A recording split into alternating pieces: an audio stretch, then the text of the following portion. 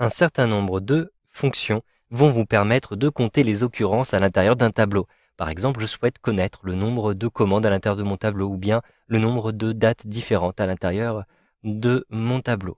Vous pouvez utiliser la fonction nbval qui compte le nombre de cellules non vides, donc toutes les cellules qui sont remplies avec une valeur. Les cellules qui sont vides seront simplement exclues du comptage. Vous pouvez aussi utiliser la fonction nb.si qui va vous permettre de spécifier en plus un critère et vous allez choisir ce critère pour compter les occurrences. Vous pouvez aussi utiliser la fonction sumProd et je vais vous montrer comment rédiger cette formule qui utilise une logique de matrice. Donc il faut juste savoir comment rédiger cette fonction-ci. Donc tout d'abord, ici, en D1, je vais rentrer la formule nbval. Je rentre égal nbval comme ceci. Je vais compter le nombre de cellules non vides à l'intérieur, par exemple, de n'importe quelle colonne. Je peux choisir la date, la colonne avec les dates pour compter le nombre de commandes qui ont été effectuées, par exemple. Donc je sélectionne simplement la colonne, donc la plage allant de D7 jusqu'à D32. Ensuite, je ferme la parenthèse et j'appuie sur la touche Entrée. J'ai donc compté ici exactement le nombre de commandes qui ont été effectuées. Il y en a 26 à l'intérieur de ce tableau. Je choisis ici de compter le nombre de commandes en fonction de la catégorie et je spécifie le critère, il s'agit de la catégorie cuisine. Effectivement, si je regarde ici sur la droite, j'ai différentes catégories et je vais avoir de temps en temps la catégorie cuisine. Je souhaite compter automatiquement le nombre de produits qui relèvent de cette catégorie. Donc je vais rentrer ici la formule égale nb.si. SI. Ensuite, j'ouvre la parenthèse et je vais indiquer quelle est la plage qui m'intéresse. Il s'agit de la plage catégorie. Donc, je sélectionne ici de L7 jusqu'à L32. Je déplace le curseur de la souris jusqu'en L32 et je vais rajouter un point-virgule. En effet, j'ai besoin d'un deuxième argument pour la formule NB si il s'agit du critère. Le critère, je l'ai rentré à cet endroit-ci. Il s'agit de F2, donc la cuisine. Je ferme la parenthèse et j'appuie sur la touche Entrée. Effectivement, je vais avoir 8 commandes de la catégorie cuisine. Si je modifie maintenant ce critère, par exemple, je vais rentrer ici service, j'appuie sur la touche entrée. Eh bien, le nombre de commandes est tout de suite mis à jour. Il y a 6 commandes concernant la catégorie service à l'intérieur de mon tableau.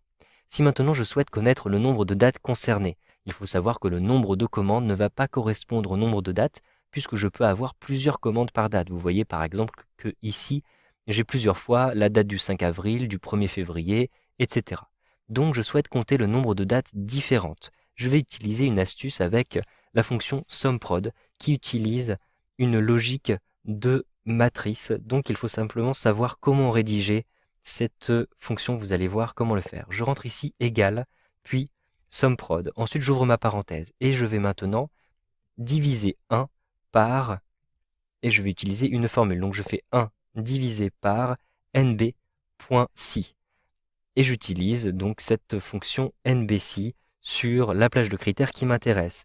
Je souhaite compter ici les dates différentes. Donc j'utilise la plage des dates allant de D7 jusqu'à D32. Ensuite, je spécifie le critère. Donc c'est exactement la même chose de D7 jusqu'à D32. Je vais ainsi compter le nombre de valeurs différentes à l'intérieur de cette plage-ci, puisque j'utilise les critères à l'intérieur de la plage. Je ferme une deuxième fois ma parenthèse. Vous voyez que d'ailleurs le code couleur me permet de voir à quoi correspond chacune des parenthèses et j'appuie sur la touche Entrée. Je vais donc avoir 19 dates différentes à l'intérieur de cette liste.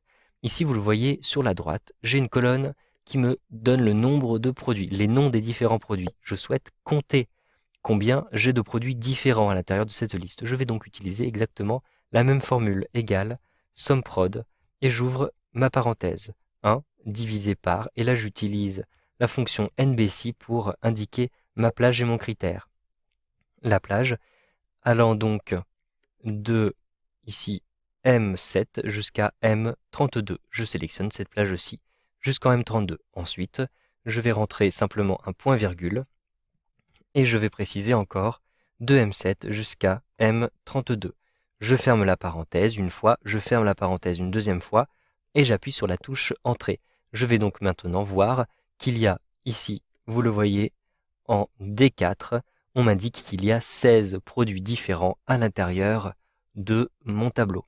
Il est très pratique de connaître cette syntaxe lorsque vous souhaitez compter le nombre d'éléments différents à l'intérieur d'un tableau. Vous savez maintenant comment décompter des occurrences à l'intérieur d'un tableau avec Excel 2013.